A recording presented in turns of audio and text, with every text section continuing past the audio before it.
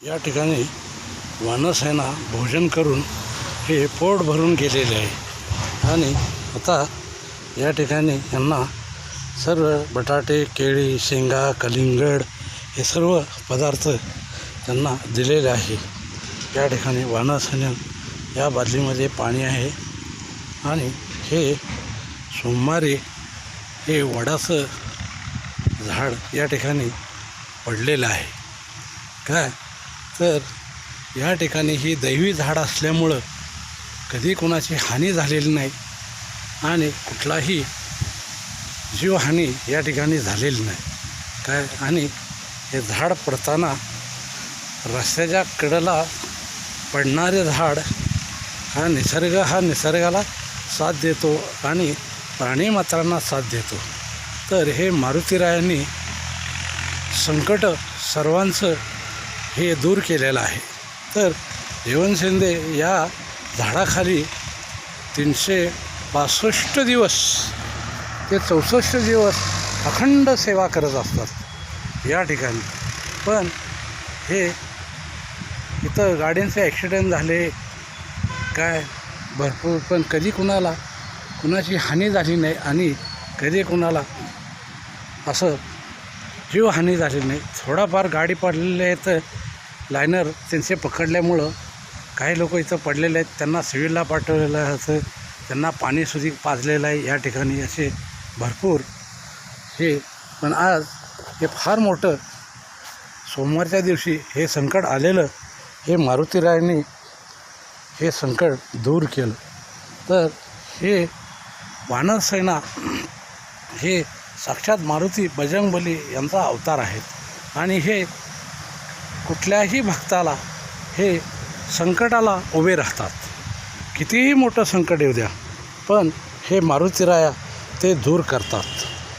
काय म्हणून त्यांचं नाव आहे बजरंग बली की जय, पवनपुत्र हनुमान की जय, सियापति रामचंद्र हनुमान की जय, महारुद्र अवतार हनुमान की जय, जय श्रीराम. अन्नपूर्णा माता की जय. आता हे या ठिकाणी वडाच्या झाडाखाली भोजन केल्यानंतर ते पुन्हा ह्या ठिकाणी भोजन करत असतात.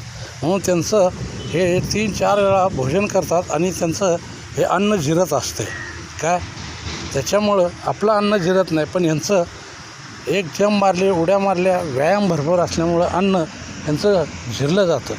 काय आणि या ठिकाणी मी अशी बरेच वर्षापासून झाडावर त्यांची सेवा करून इथे पण त्यांची सेवा करतो.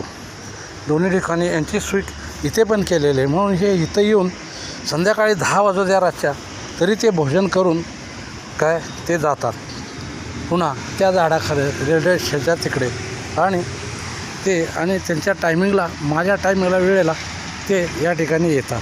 पण कालचं जे संकट होतं हे फार मोठं संकट होतं, पण हे वानरसेना बजरंगबली यांच्या आशीर्वादानं आणि निसर्गाच्या आशीर्वादानं आणि प्राणीमात्राच्या आशीर्वादानं काय आणि सद्गुरूच्या आशीर्वादांनी